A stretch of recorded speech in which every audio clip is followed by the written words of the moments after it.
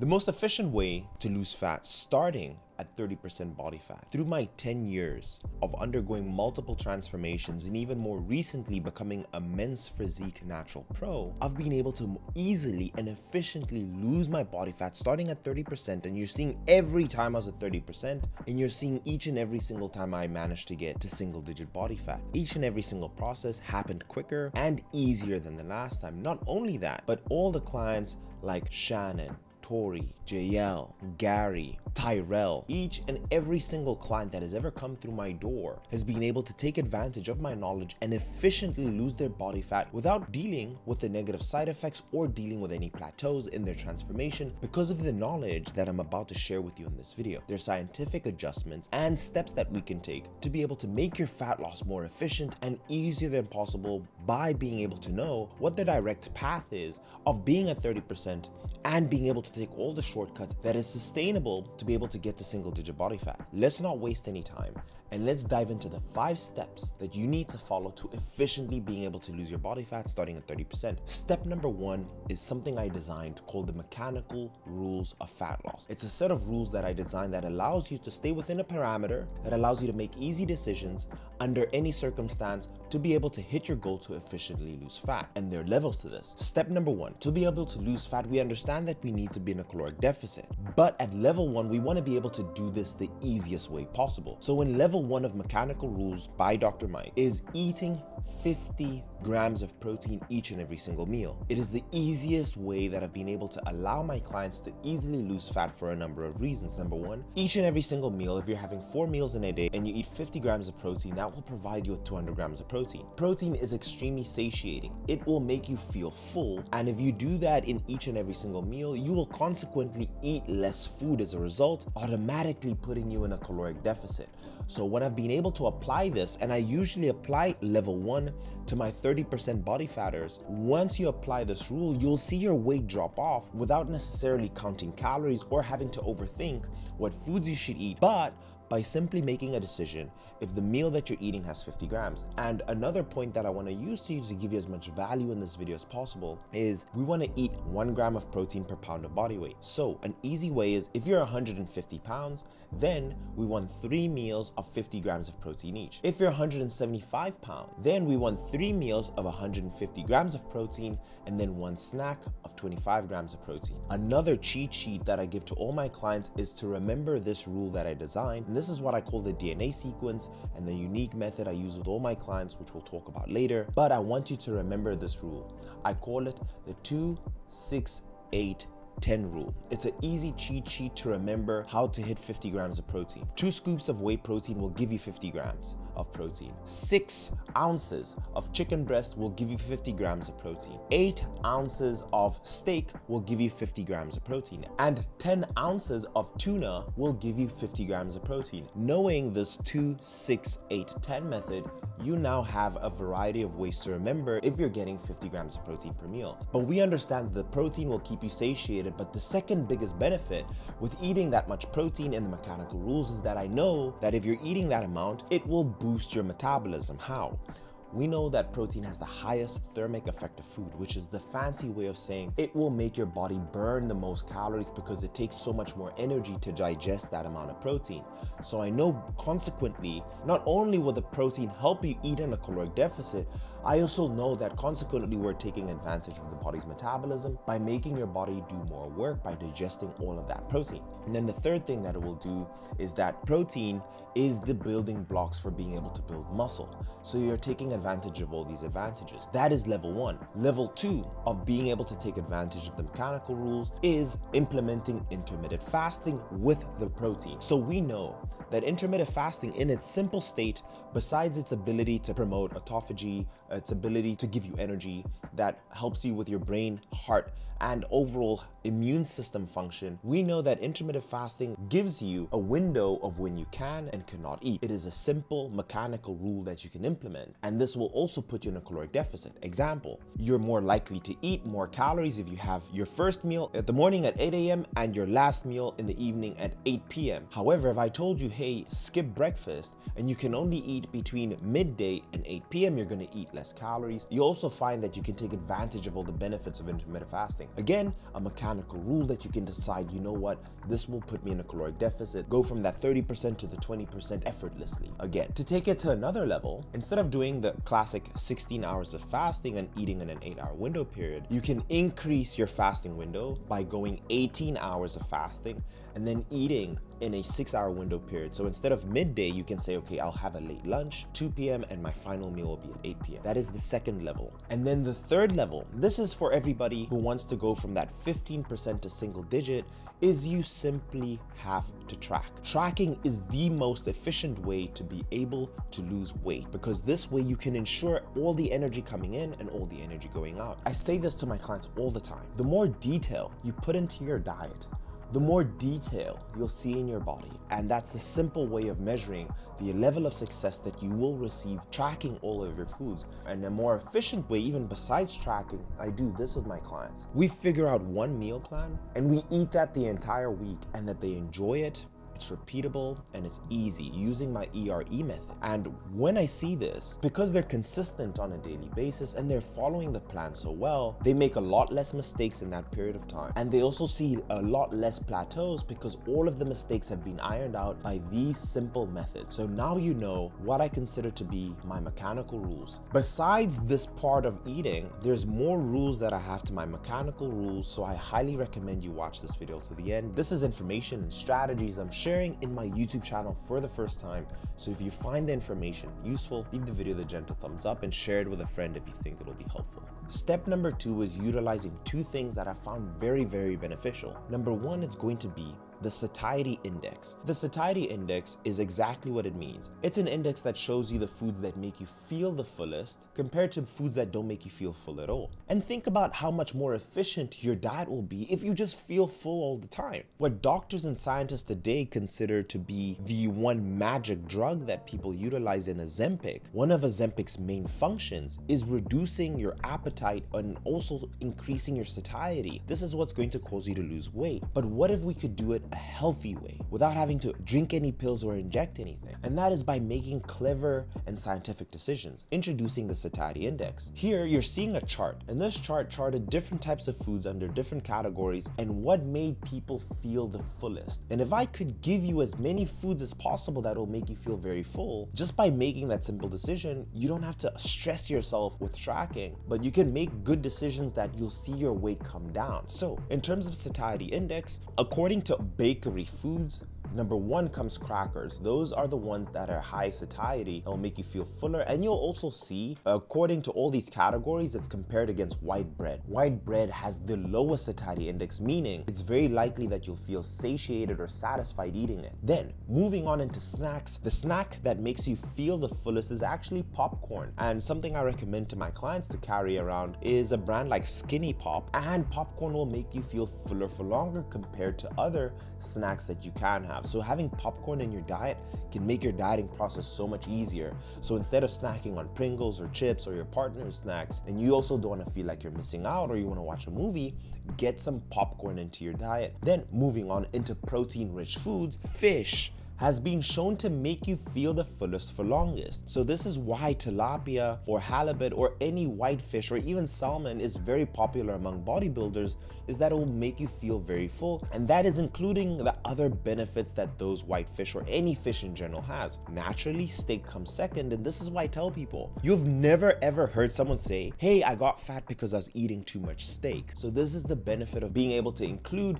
these high protein rich foods in your diet and simply just making that decision. This should also help you with deciding, okay, what am I going to get at a restaurant? White fish is amazing, steak is amazing. Always just ask them to have the sauces and any of the other fatty foods to put them onto the side. Then in this list, amongst carb-rich foods, this is very interesting. When people tend to demonize carbs, the problem with carbs is that it's very easy to overeat. The amount of carbs you eat is directly proportional to the amount of energy your body can expand and use. So what if we chose carbs that made us feel very full? And at that list, and amongst this entire list, comparing all of them, and this food is potatoes. Having potatoes in your diet, although it is high in carbs, is amazing for your dieting process. You will just see that you feel so much fuller eating potatoes as a carb source. So I highly recommend adding that into your dinner, maybe having baked potatoes into your dinner. So this is why I tell my clients when they go out for dinner, if you can find a steak with a baked potato option,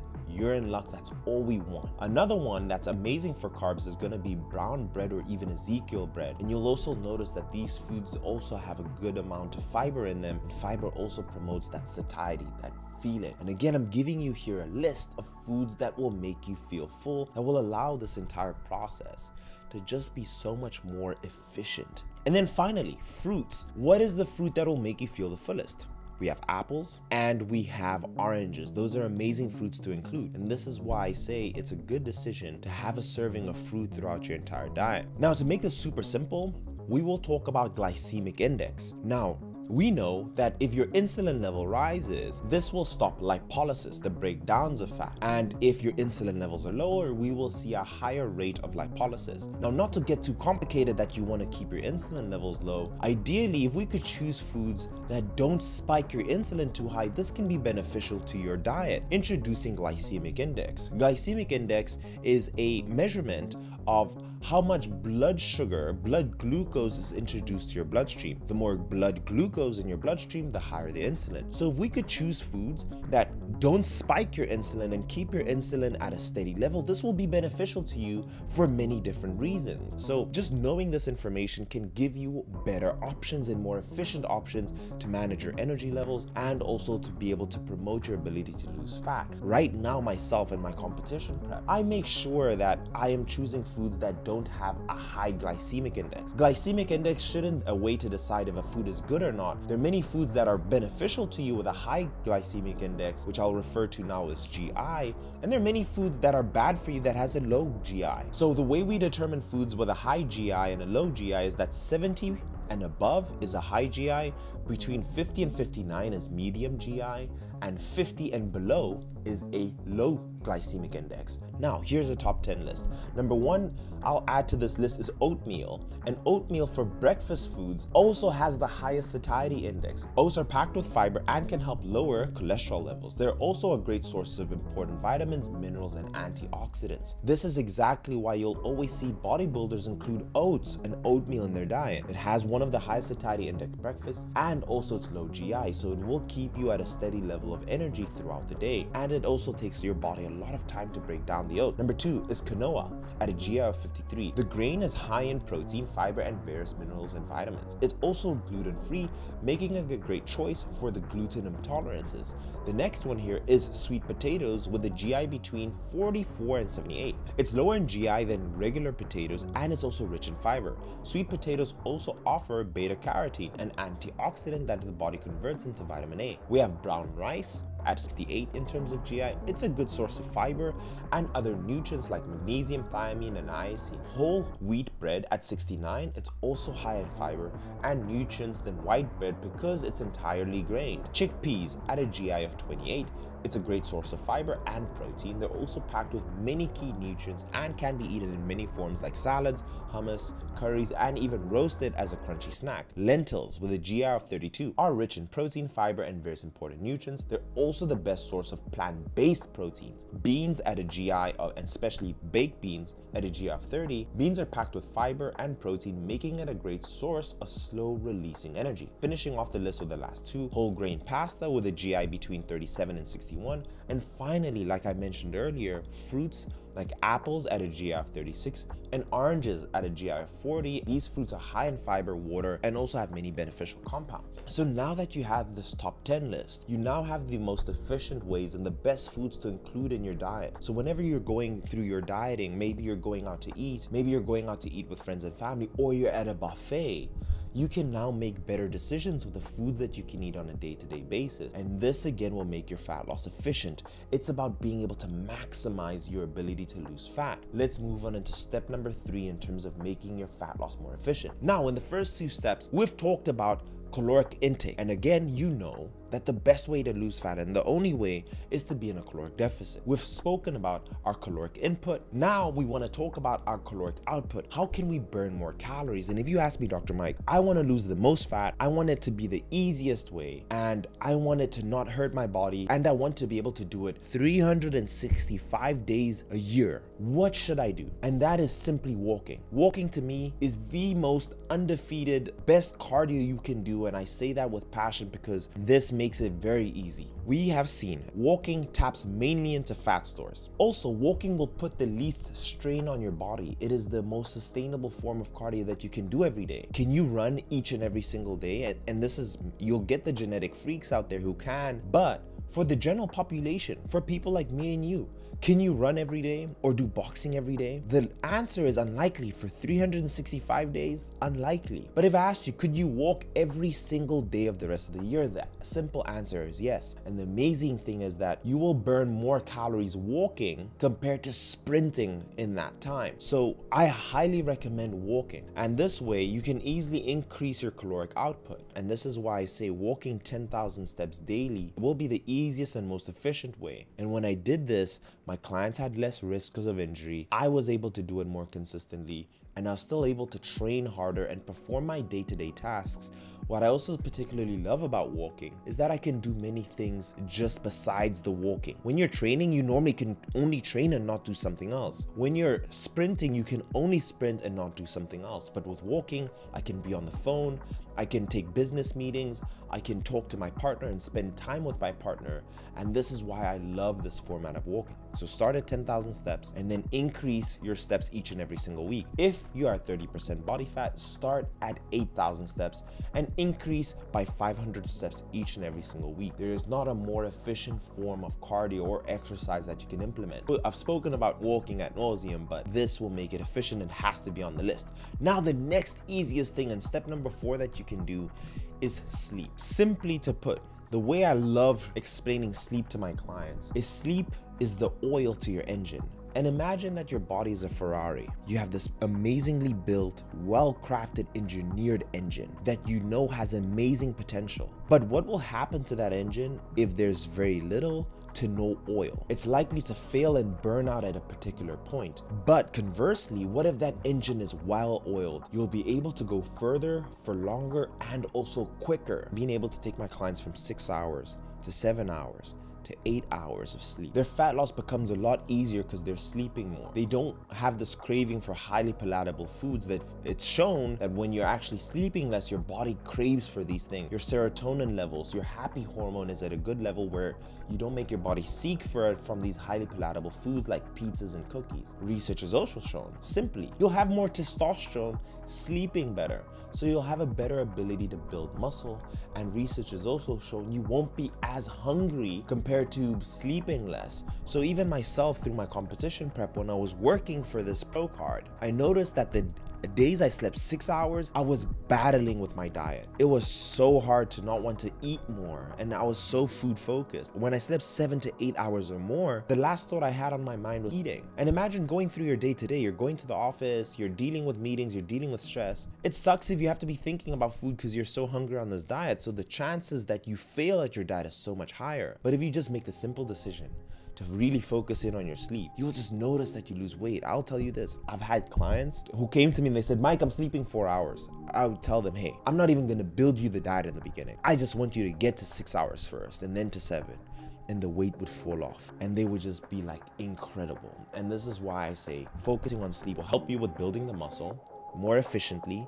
It will help you with losing the fat more efficiently compared to sleeping less. And then step number 5 and the final one is training. The way you need to see resistance training as this long-term investment. It's this investment into your body. It's this investment into your metabolism. The more muscle you have, because muscle burns calories, the more muscle you have, the more calories you can eat, the more you boost your metabolism. So training efficiently and having muscle tissue, more muscle tissue on your frame will help you with being able to maintain and efficiently burn fat. fat because you just have a bigger engine. That's the way I look at it. The more muscle you have, the bigger engine you are. You go from being a V8 to this V12, or if you're a Bugatti, even a W12. Let me not get too nerdy on the car and engine science, but just having more muscle for you looks better aesthetically, improves your testosterone level, and so many more benefits.